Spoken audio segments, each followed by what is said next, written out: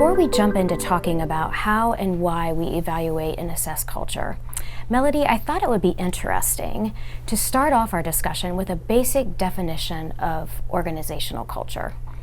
Based on your experience, how would you define organizational culture? That's a really good place to start, Julie, because when an organization decides to think about evaluating or evolving its culture, getting that stake in the ground as to what culture really means specifically to that enterprise is really an important first step. There are lots of definitions of culture out there in the environment, and they all work differently for different organizations. One that really resonates with me and has for a long time goes back to Lou Gerstner at his IBM days, and he talked about culture as the mindset and the instincts of all of the people that work in the organization.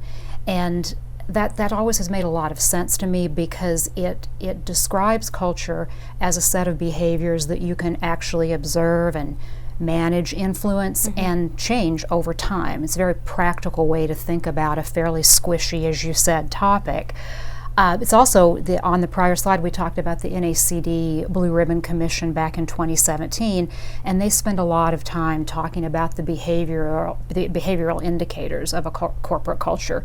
So again, when you think about moving a culture forward, getting that very tangible, concrete definition in place is a really helpful place to begin. And building on that, Melody, so the IES Practice Guide focuses on culture being the attitudes, beliefs, values, and ways of working of an organization. So very similar definition. And I think it's really important that we keep in mind that an organization can have one culture, but it can also have many different cultures that really come together and form its overall way of working. Two things I'd add to help put culture in context. One is where culture fits in the corporate blueprint, so to speak. So if you think of a stack top to bottom, you've got purpose to vision to strategy to objectives to values to behaviors to reinforcing mechanisms underneath those behaviors like controls, policies, procedures, operating model, incentives, goals, and so forth. So if purpose is why we exist, vision is where we're going, strategy and objectives are what we're aiming to accomplish, culture is the how of the organization, how we work together, how value is delivered through people, is protected through people. The second thing I'll share is sometimes it's helpful to think of culture as the software of the company. So if strategy, structure, governance, technology infrastructure are the hardware you're running, culture is like the software. It's the language, the everyday decision-making criteria, the everyday behaviors that run through that hardware of the organization. So kind of thinking of it as hardware, software together sometimes helps people get their minds around what we really mean by corporate culture. When I think about observable behaviours, I've worked in the financial services industry for a long time, and post the crisis there was a lot of focus on culture and the importance of that within organisations. And when I moved to Moody's as their controller, today is actually my first year anniversary at Moody's, but I spent the first year really watching the culture and watching the organisation and observing it, so that I could fully understand it and how it could impact me in my role as controller for the public company. More and more today we're defining culture as an asset, an off-balance sheet, intangible asset. One of the issuances that came out last year that I thought was really impactful was the EPIC report, the Embankment Project on Inclusive Capitalism, on Inclusive Capital. And in that, I thought it was a very ambitious effort to quantify a number of intangible assets like corporate purpose and brand, including culture. So I think we're getting smarter at quantifying some of our intangible assets, including culture. We've seen so many examples in the media of all of the right controls being in place, but the wrong behavior is still happening. And so I think we're realizing that the erosion of short-term value and long-term value that's happening because bad behavior still happen. The corporate culture isn't set the right way. It's not fit for strategy. It's not fit for the risk tolerance of the company.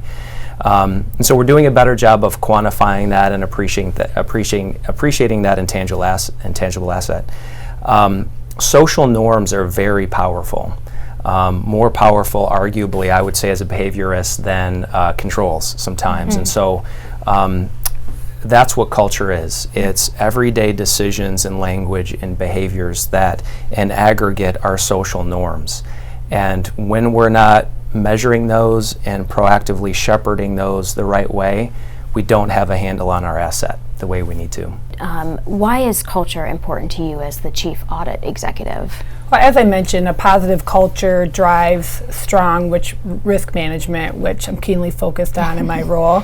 And then while culture can't, guarantee no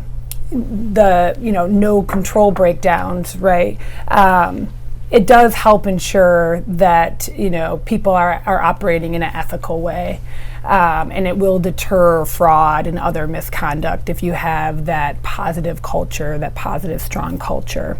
And I think there's other benefits as well. If you're encouraging productive team environments that are looking at personal growth and development, employees are really motivated to do the right thing, right? So you need you're not reliant on the controls, et cetera, to be the only thing driving good outcomes. You really have that culture embedded, and individuals want to do the right thing. And then from a 3 lines of defense perspective, as shown on the slide, this is really showing that all the different parts of the organization have a role in the culture of the organization. And if you're thinking about it from first line management perspective, they're really responsible for understanding their business objectives and the risk to accomplishing those, and how culture plays a role in them being able to accomplish their business objectives. And as second line individuals, in the middle there on the slide, they really are lending their knowledge and expertise to the first line to help them be able to put in controls and manage the culture in a way that does support those objectives.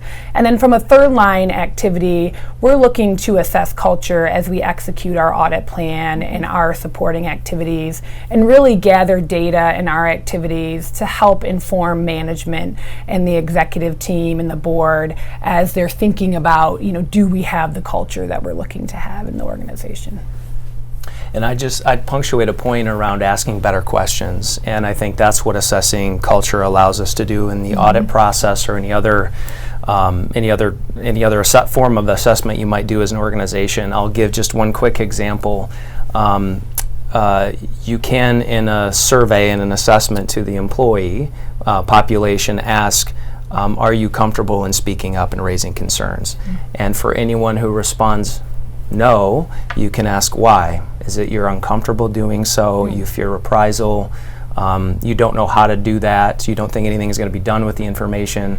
So you target your population of those who don't feel like they can or will report to why, and then right there you can capture a written comment and say, well, tell us more about that. So what you're doing is going from not knowing the question to ask to something very specific, getting structured data around it, and then really digging into that with the population that you really want to target. So you can go, where do we have that in the organization, and then what do those people need to be able to report, be more comfortable in doing that. So it's just, that's how we're assessing now with the advancement of technology. It just allows us to go in and look at the data that way much more quickly.